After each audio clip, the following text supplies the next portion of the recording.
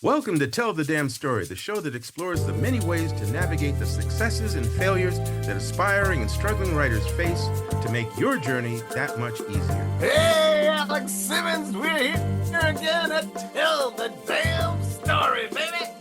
I'm Chris Ryan. I've been a journalist, a sketch comedy writer, stand-up. I've been independently published, traditionally published, won some awards, and now I'm here to talk to you. This guy is Alex Simmons, and I'm an award-winning author. I've also been a playwright and an actor for a number of years, done voiceover worked on screenplays, children's books, and I am here also to talk with you. That's right. We're here to tell our story so that it's easier for you to tell your damn story. What are we going to talk about today, Alex? We're going to talk about the power and the purpose of opening scenes. There you go. Okay. Yeah. And as you said, Chris, Alex and I approach opening scenes very differently. So you're going to benefit from two almost opposite styles of approaching opening scenes. But we both take care of all the laundry list of responsibilities for opening scenes. And we're going to talk about that. Alex, there's a lot of stuff you got to do with your opening scenes, right? You got to set the tone. You establish a genre, the mood. You have to introduce characters. You have to introduce the conflict. You have to set the theme all at once. And right, the first two words, right? And you have to hook the reader. Some publishers want to hook the reader in the first sentence. So, yeah, that's a lot on the plate. And I can understand why writers have or see it as a challenge and sometimes a mountain that's hard to climb. Yeah, absolutely. We disagree. Yeah, I'm curious, Chris, since you pointed out that we do have different styles of approaching it, what is your style? How would you define your style? I'm one of them old Greek guys, if you want to know.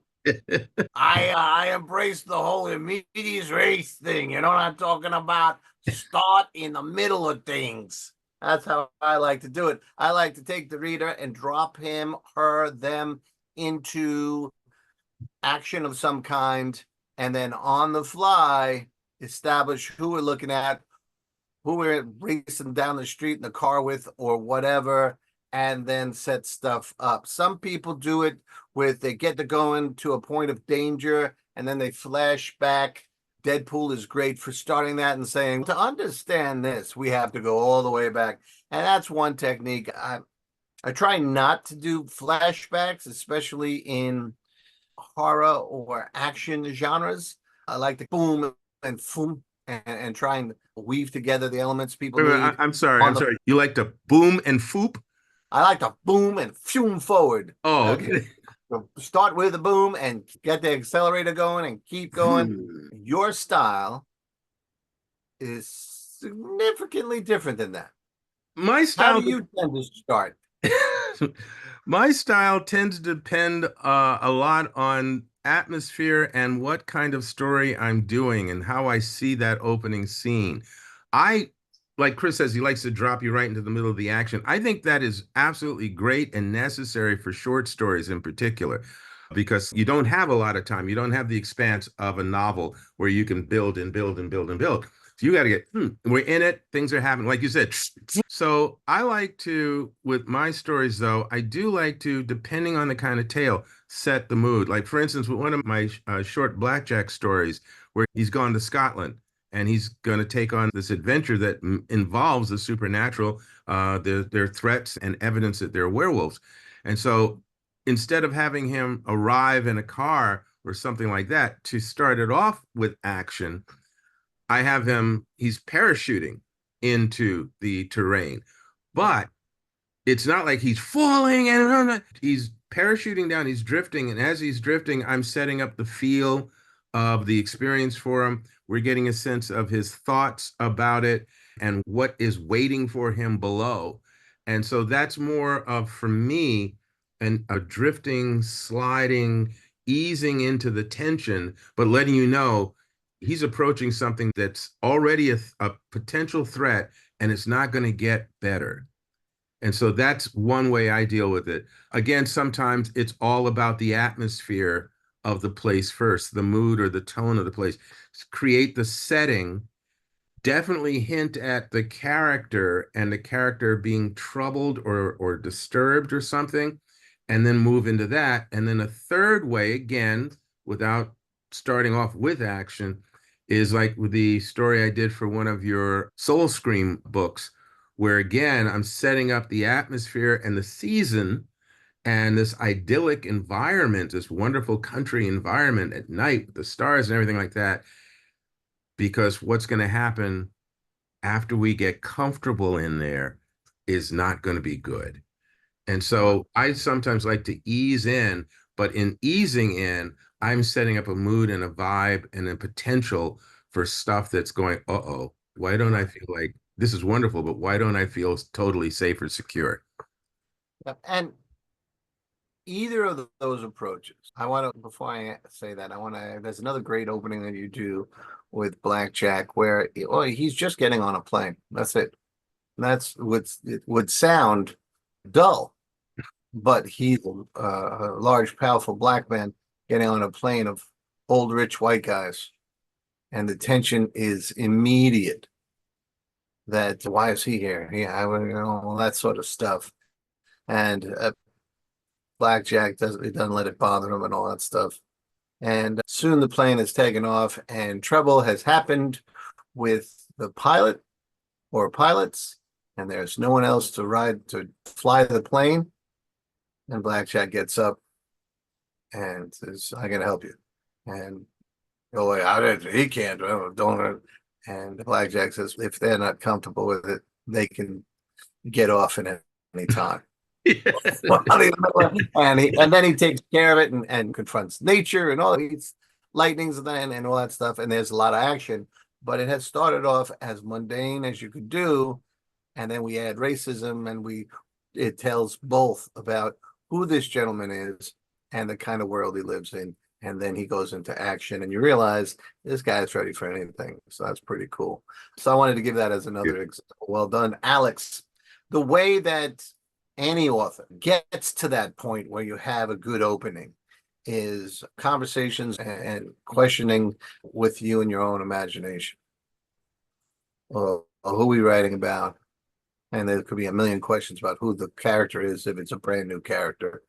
But where are they? Why are they there? What are they facing? How did they get into this? How are they going to get out of it? Why would they continue this situation? Why would they put themselves in this and on, right? And I still love index cards, right? And you fill that all up. But even asking yourself those questions and walking around until you can see the movie of this story. Once you have all that information, Alex has that information as he's writing. I have that information as I'm writing. And then it's about, okay, in your imagination, where you're placing the camera, what are you going to use to open that situation? And this is where a lot of writers grind to a halt. And they think they have to have the perfect opening. They think they have to have the perfect sentence. And I'm here once again to say, pshaw. Pshaw, he said it. I think what you need to do is just start writing. And if it doesn't work, embrace the rewrite. Embrace it. Rewrites are your friends. Trust Yeah, me. my current work in progress is on its fourth opening, and it was I had all the beats for the story all the way, the whole thing, and I had this great image that I thought was the opening line. It's the opening line of the second scene. It's not the opening line of the first scene. So that's okay, because whatever I wrote, it's just the second scene now. It's not heartbreaking. And I realized my point of view was wrong. So that's, again, embrace rewrite. And you shift it to the character it needs to be on. And there you go. And that's the part of the real gift of writing. It's more like an oil painting than it is watercolors. You can work with the paints, and writers write, but really writers rewrite. I And just once you get that, I just want to jump I in think there you're and blowing for away. this for no, no, all good stuff, Chris.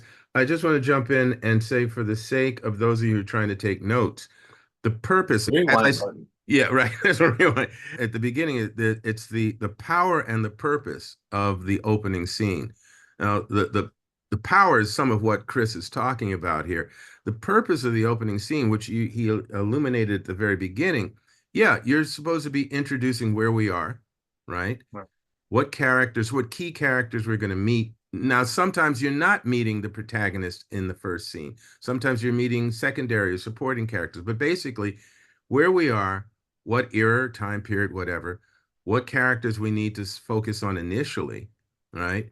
The location, vibe, or mood, or atmosphere, or tone.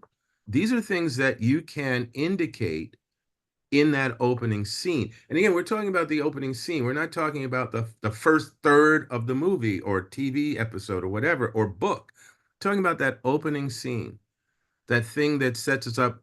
Here we are. Oh, this is what's happening. Exposition. This is what's happening. And here's some people it's happening to or that are doing this thing. And at some point, we're getting a sense of where's this leading us. With a novel or feature-length film, you have a little bit more time to establish conflict and things like that.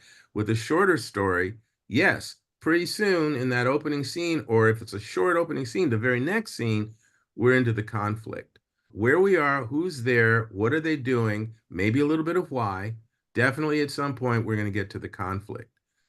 But don't forget, the power of that is to set mood. You can set up anticipation for Right. your reader or your viewer by what's that image that we see? How are the people reacting within that space? What's the lighting? What time of day or night? Where are we? These things are all there visually or certainly in a literary form to help create an image and a sense and an environment that the reader or the viewer gets pulled into and starts on this trail to follow your lead characters through their adventure. Now, you made a great point about what kind of story you're writing. If you're writing a novel, you can emphasize one of the elements more than the others. Same thing with a screenplay. Short story, remember, everything is compressed. So what may take a 1 to 2, maybe even 3-page scene in a novel or a screenplay to establish tone or to give the audience something that the and protagonists don't know, that's going to have to be much tighter or handled differently in a short story, right? All of the purpose things, okay, who are my characters? What's the theme? What's the tone? What's the genre? All that stuff. That's all pre-planning and thinking. Some write it down, some don't. Stephen King just tells himself the story over and over again and adds those things in his head. So whatever works for you. But again, on your format, if you're doing a longer format, let's say a full screenplay, let's say a novel, you might want to emphasize one of the elements. And we don't even see the protagonist or the antagonist, really, right? You may get a wisp of the antagonist. If you think of, say, Kolchak, the Night Stalker, whether you're looking about the movies or the shows or the novels, the opening scene is a murder scene. The monster kills first victim or perhaps the third victim, whatever. But you just get a whiff of it. And that's the hook that brings the protagonist in a short story. You'd have to figure out a way how to do that with Kolchak very much hot on the heels. A murder might be happening in the alleyway, and he's on the street buying a hot dog from the vendor, and hears the screams and runs in, finds the body, and then you're in. But that takes maybe a paragraph, maybe 2 paragraphs, because you're in a shorter Mm-hmm. format. But you can still do it. Again, the more information you have about the purpose before you start writing, the more powerful the scene, the opening scene will be when you're writing. However, it's not going to be first draft power. Power comes with polish. Alex?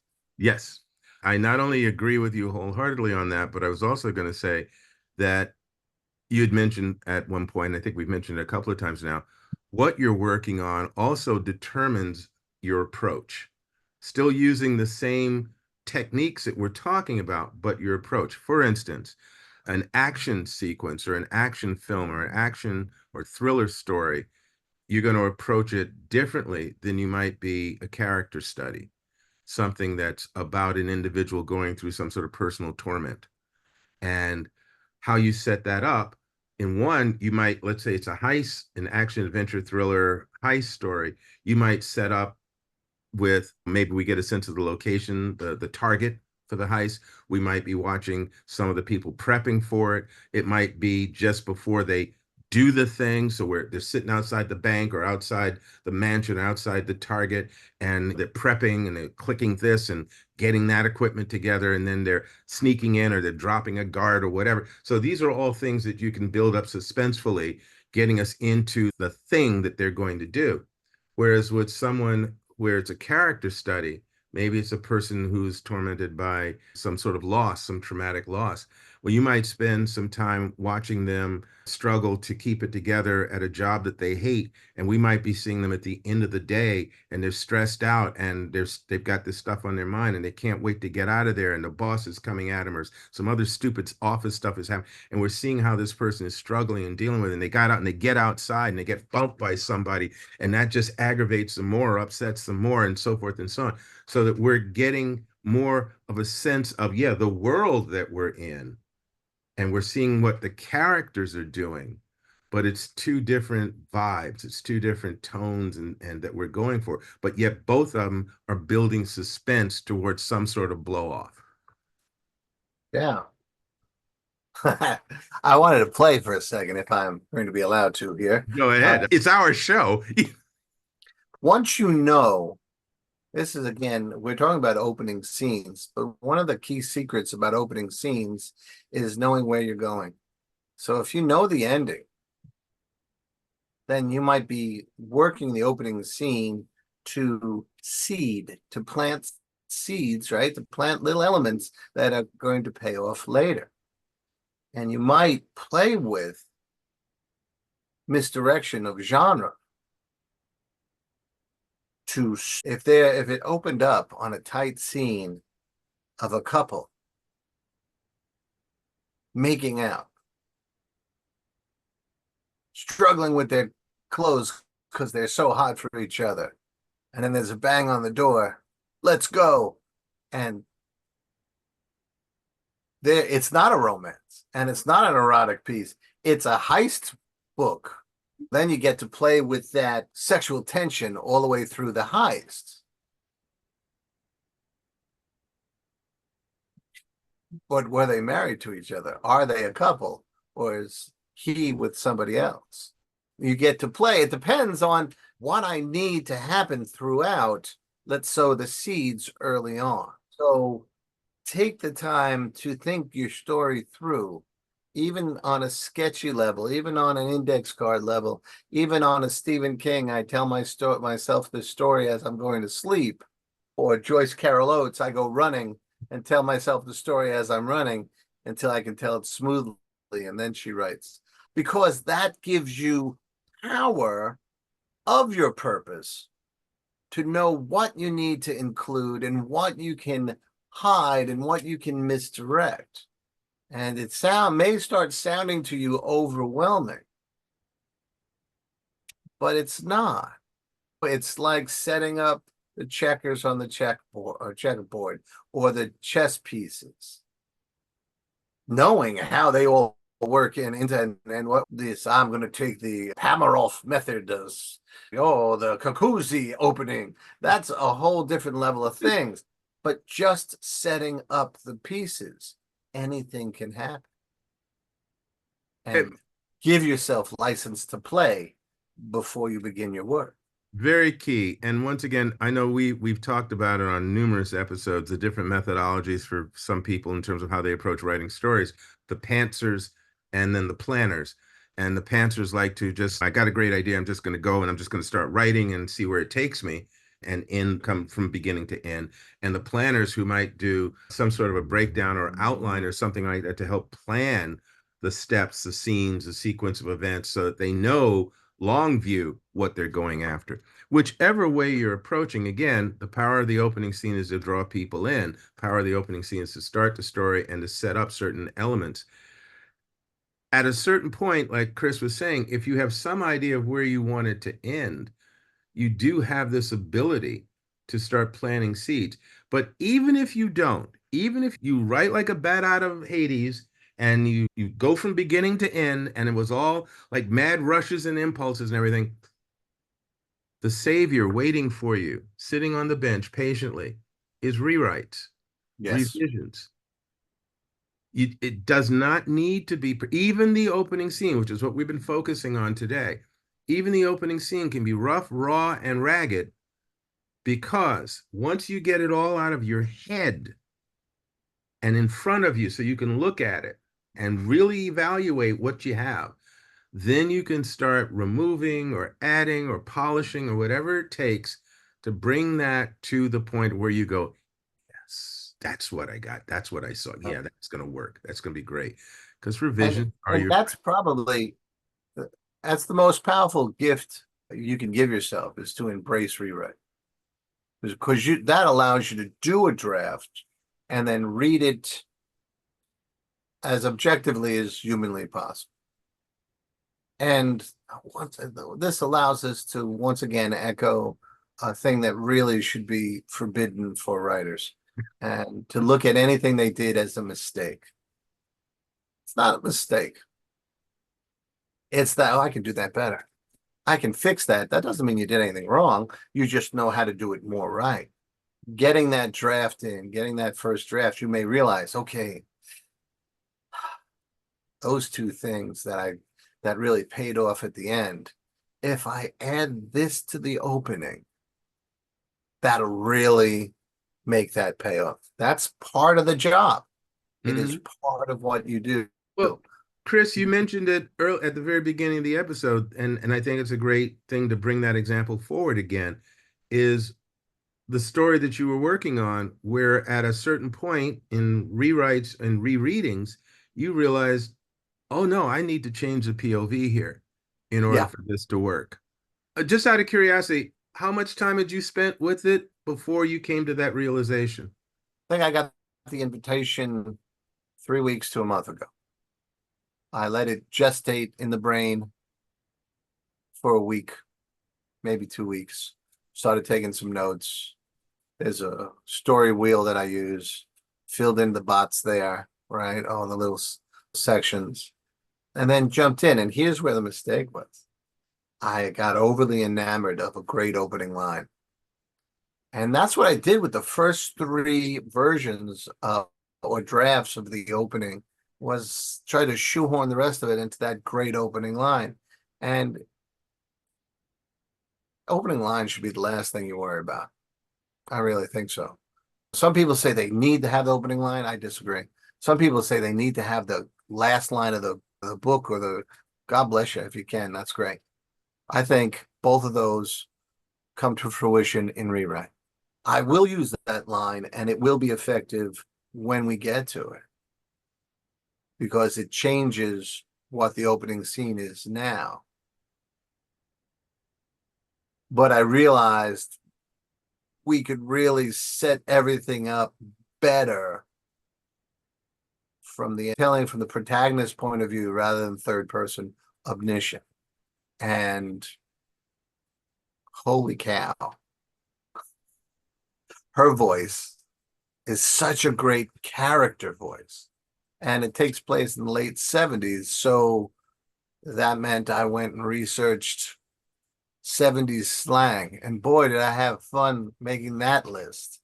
And the first thing she says utilizes a line or a word from that 70s list. So, like I said, everything, it feeds on each other. And if I didn't embrace rewrites, I wouldn't have gotten there, and the story wouldn't be as promising as it is now. I And have to because embrace rewrites. and because you did, again, going back to the theme of this episode, the opening scene works much better for you. Yes, it covers the purpose. It allows me to jump into action, even though the main character is extremely restricted. Um, it allows conflict immediately. It allows theme, tone immediately. And the other versions did that to degrees, but not to the degree of immediacy. And it didn't win over the storytelling. You, one of Stephen King's great powers is that you accept his characters fairly quickly as people in your neighborhood or people that you could meet down the Mm. block. Richard Price does the same thing. He's a Bronx guy. I hear his ear. Dennis Lehane, again. Wow. You want to see how that kind of stuff is done? Go to his latest book. Dennis Lehane's latest book came out in 2023 or 2024. It's a masterpiece of tone and genre, and it pulls you right in. That comes with doing all these things, thinking of them, writing, rewriting. It's exciting for me to see that and to discover that.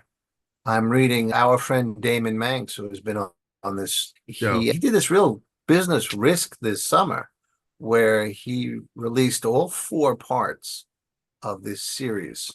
The and I didn't get to read the first part right away. All four of them are available right now, but I started this week, and I'm having this unique experience of one being in completely enthralled with the story and taking with this all the characters that populate this small town.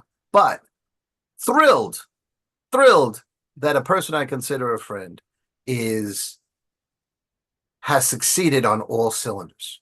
Mm. All these things we talked about with purpose, he's got them. And then they have led to the power of this story. And the power is in the people, the characters, the populations. And you can do that too. And It's and it starts about with allowing yourself to have some fun. right, and it starts with your opening scene. That's Um, the door, that's the person, that's the welcoming, that's the door opens to your story, and your readers or your viewers are invited in, and that opening scene is that invitation. right. And just like you might sweep the floor in front of your in front of your house, or in front of your front door, or if the storm door in front of your door got all full of mud, you would wash it off because you want people to feel welcome coming in. You want it to be the best it can be. That's all rewrite.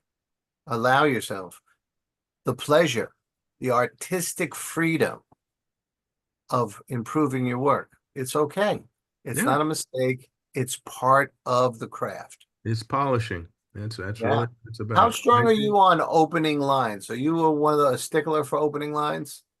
No, I don't think of it that way. I think a good opening line is wonderful if you Yeah. come, but sometimes I'm focused on an action or a remark or a description that pulls people in. So I'm not married to either one.